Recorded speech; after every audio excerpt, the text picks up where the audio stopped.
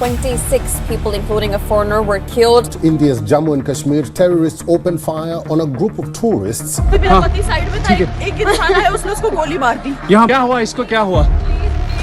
Please ask for help. मेरे पति का बच्चा लो। कोई बात नहीं।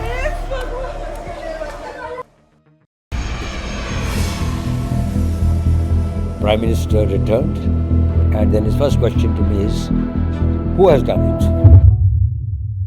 जिन्होंने ये हमला किया है, उन आतंकियों को और इस हमले की साजिश रचने वालों को उनकी कल्पना से भी बड़ी सजा मिलेगी।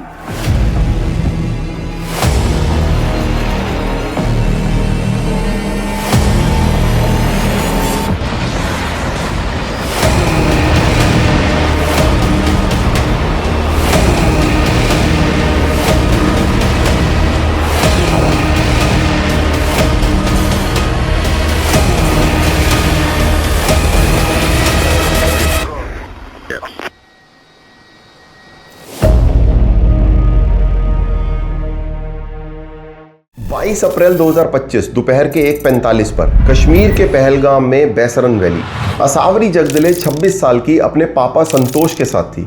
उन्होंने बाद में रिपोर्टर्स को बताया, अटैकर्स ने उनके पापा को आगे बुलाया, उनसे कलमा रिसाइट करने को कहा गया। जब वो नहीं कर पाए, 3 गोलियां मार दी गई। तुम हिंदू हो क्या? तुम हिंदू हो क्या? तो पापा को उसमें कुछ नहीं बोले, फिर बोले कि तुम मुसलमान हो तो अजान पढ़ो। और पापा ने बोला कि आप जो बोलोगे मैं करता हूँ, बट मारना मत। ऐसे हाथ जोड़ रहे थे, हम लोग भी नीचे बैठे थे, हम लोग भी हाथ जोड़ रहे थे। तो उसने 3 गोलियां मारी। पहले इधर लगी मेरे पापा के ऊपर, सर के ऊपर, फिर एक इधर लगी थी और एक हार्ट के नज़दीक लगी थी, और वो 1 सेकंड में नीचे गिर गए। पल्लवी राव अपने पति मंजूनाथ के साथ थी। जब वो अपने पति के लिए भीख मांग रही थी तो अटैकर ने कहा, ये जाकर अपने मोदी को बताओ। और नेवल ऑफिसर विनय नरवाल, जो अपनी वाइफ हिमांशी के साथ हनीमून पर आए थे, आइडेंटिटी कंफर्म होने के बाद उन्हें उन्हीं की वाइफ के सामने शूट कर दिया गया। उस दिन बैसरन वैली में 26 मासूम लोगों की जान ली गई। ये कोई रैंडम क्रॉस फायर नहीं था, ये एक सिस्टमैटिक रिलीजियस एग्जीक्यूशन था, जहां आपका आंसर डिसाइड करता था कि आप जिंदा बचेंगे या नहीं। अटैक के महज 3 घंटे बाद टेलीग्राम पर द रेजिस्टेंस फ्रंट TRF ने इसकी जिम्मेदारी ली, लेकिन अगले ही दिन वो स्टेटमेंट डिलीट हो जाता है और TRF रिट्रैक्शन डालता है, अवर अकाउंट वॉज कॉम्प्रोमाइज। पहला बड़ा सवाल, जिम्मेदारी लेने के बाद अचानक पीछे क्यों हटे? क्योंकि डिजिटल फोरेंसिक ट्रेल सीधे लश्कर के हेडक्वार्टर्स मुरीदगे की तरफ इशारा कर रहा था। उन्हें अंदाजा हो चुका था कि इस बार दिल्ली का रिएक्शन नॉर्मल नहीं होगा। साउथ ब्लॉक के सिचुएशन रूम में पीएम मोदी और मिलिट्री के बीच इमरजेंसी मीटिंग्स हुई। पहले डिप्लोमेटिकली हिट किया गया। 1960 की इंडस वाटर्स ट्रीटी, जो 3 बड़ी जंगों के बावजूद चली थी, इंडिया ने उसे अबेंस में डाल दिया। बगलीहाट डैम के गेट्स बंद कर दिए गए, लेकिन असली मैसेज मिलिट्री एक्शन से आने वाला था। इस ऑपरेशन को नाम दिया गया ऑपरेशन सिंदूर। इस नाम के 2 मतलब थे। पहला, पहलगाम अटैक में मारे गए न्यूली मैरिड कपल्स और उन औरतों का उजड़ा हुआ सिंदूर एक नेशनल रिजॉल्व। दूसरा, स्ट्रिक्ट मिलिट्री ऑपरेशनल सिक्योरिटी, ताकि एनिमी सिग्नल्स इंटरसेप्शन कोड को ना समझ सके। इस बार इंडिया ने एक new strategic red line draw की। अब तक पॉलिसी थी टेरर अटैक हुआ, डिफेंस रिस्पांस, इंटरनेशनल अपील। अब नई पॉलिसी बन चुकी थी। अगर आतंकवाद आपकी स्टेट पॉलिसी है तो उसका जवाब सीधे, खुले और धराशायी कर देने वाले हमले से दिया जाएगा। इंडिया ने आतंकवादियों और उनके स्टेट स्पॉन्सर्स के बीच का आर्टिफिशियल गैप हमेशा के लिए खत्म कर दिया। अटैकर्स और उन्हें पालने वाले दोनों अब इक्वल टारगेट्स थे। इंडियन इंटेलिजेंस एजेंसीज के पास 21 पोटेंशियल ट्रेनिंग बेसेस और लॉन्च पैड्स की लिस्ट थी। कोऑर्डिनेट्स, लेआउट्स और सैटेलाइट फोटोज सब कंपाइल हो चुका था। लेकिन जब फाइनल ऑपरेशनल ऑर्डर साइन हुए तो लिस्ट में से 12 लोकेशंस को ड्रॉप कर दिया गया। 12 रेड टारगेट आइकन्स ग्रे होकर डिसअपीयर हो जाते हैं, सिर्फ 9 एक्टिव रेड टारगेट्स बचते हैं। लेकिन अचानक आधे से ज्यादा टारगेट्स को क्यों छोड़ दिया गया? सैटेलाइट मैपिंग इसका रीजन बताती है। हाई रेजोल्यूशन इमेजरी ने दिखाया कि उन 12 कैंप्स के बिल्कुल बगल में लोकल विलेजेस, स्कूल्स और क्लिनिक्स थे। वहां स्ट्राइक करने से इनोसेंट सिविलियंस की जान जा सकती थी और ह्यूमन कॉस्ट के अलावा कोलैटरल डैमेज से पाकिस्तान को यूएन में इंटरनेशनल सिंपैथी मिल जाती। इसी कोलैटरल डैमेज से बचने के लिए प्लानर्स ने स्ट्राइक को सिर्फ 9 आइसोलेटेड कमांड कॉम्प्लेक्सेस तक रिस्ट्रिक्टेड रखा। लेकिन सबसे बड़ा टेक्टिकल हर्डल अभी बाकी था। इन 9 टारगेट्स में से सबसे क्रिटिकल बेसिस बहावलपुर और मुरीद के बॉर्डर से बहुत अंदर पाकिस्तान के पंजाब प्रोविंस में थे। ये दोनों sides Chinese supplied early warning radars और मल्टी लेयर्ड एयर डिफेंस से प्रोटेक्टेड थे।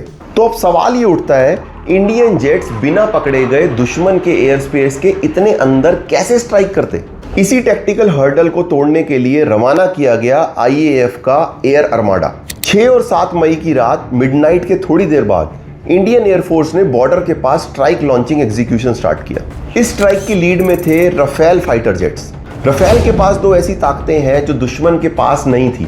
पहली, स्पेक्ट्रा इलेक्ट्रॉनिक वॉरफेयर सूट, एक ऐसा जैमिंग सिस्टम जो दुश्मन के Chinese supplied air defence radars को ब्लाइंड कर देता है। रेडार स्क्रीन पर जेट दिखने के बजाय सिर्फ नॉइज दिखता है।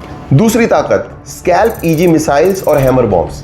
स्कैल्प मिसाइल 250 से 300 किलोमीटर दूर से लॉन्च होती है। इसमें टेरेन फॉलोइंग टेक्नोलॉजी होती है, मतलब ये मिसाइल पहाड़ों के बीच जमीन से सिर्फ 30 से 40 मीटर ऊपर उड़ती है ताकि रेडार के नीचे रहे। और जब टारगेट पास हो तो हैमर प्रिसीजन बॉम्ब्स यूज होते हैं। वो म्यूनिशन जो हैवी कंक्रीट बंकर्स को फाड़ कर अंदर जाकर ब्लास्ट करते हैं। कवर में थे Su-30 MKI IAF के heavy weight air superiority jets. इन जेट्स ने पाकिस्तान के चाइनीज एयर डिफेंस सिस्टम्स को पूरी तरह बाईपास और जैम कर दिया और उन 9 टारगेट्स को कंप्लीटली डिस्ट्रॉय करके पूरा मेन स्ट्राइक फेज महज 23 मिनट्स में कंप्लीट कर लिया।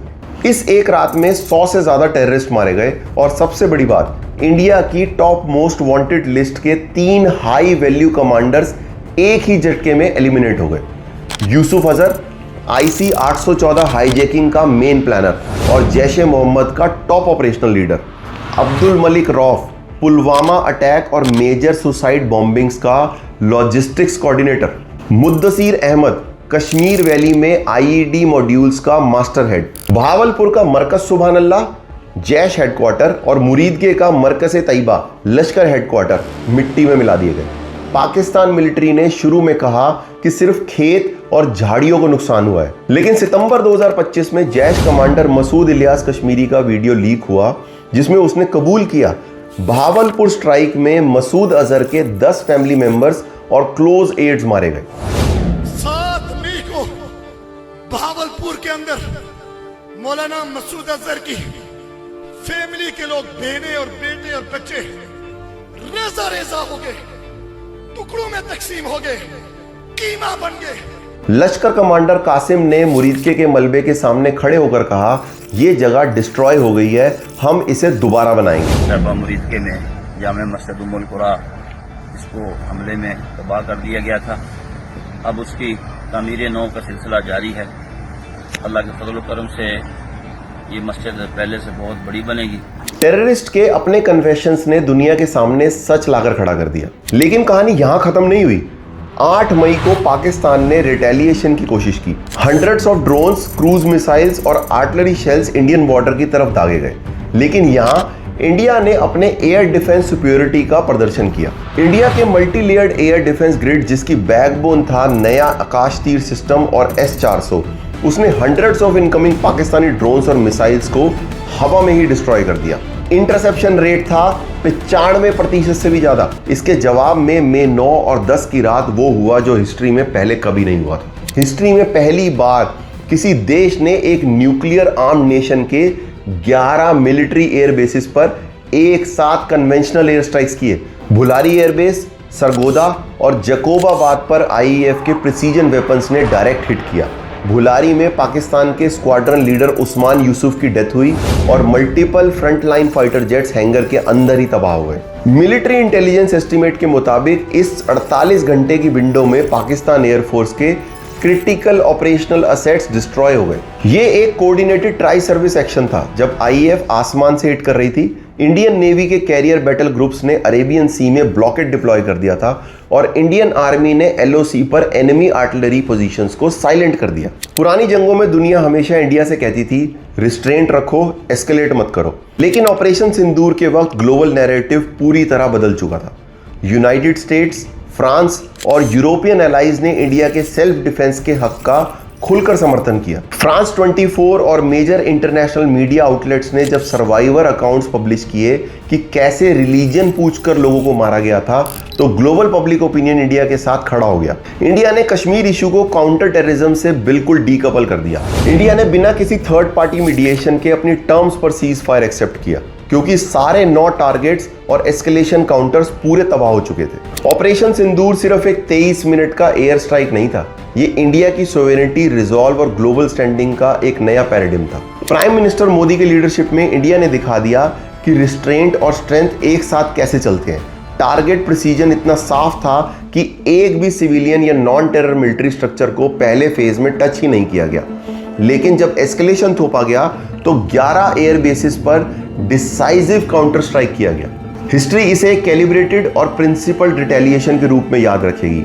दोनों मुल्क आज भी अपनी अपनी जीत का दावा करते हैं, लेकिन सच्चाई सैटेलाइट इमेजेस, टेरर कमांडर से कन्फेशंस और बदले हुए स्ट्रेटेजिक मैप में साफ दिखती है। 23 मिनट्स एक ऑपरेशन के लिए, 15 दिन एक सवाल से एक वॉर तक पहुंचना, तुम्हारा धर्म क्या है? ऑपरेशन सिंदूर ने साउथ एशिया की जियोपॉलिटिक्स को हमेशा के लिए बदल दिया है। इसने दुनिया को एक अनएम्बिग्यूअस मैसेज दिया है। आतंकवाद का जवाब एक बेहद तेज, करारे और धराशायी कर देने वाले हमले से दिया जाएगा, चाहे सरहद कोई भी हो और डिप्लोमेटिक चैलेंजेस कितने भी क्यों ना हो। अगर आपको ये इन डेप्थ अनबाइज्ड इन्वेस्टिगेशन पसंद आई तो वीडियो को लाइक जरूर करें और ऐसे ही डिटेल्ड जियोपॉलिटिक्स डॉक्यूमेंट्रीज के लिए चैनल को सब्सक्राइब करके बेल आइकन दबाएं।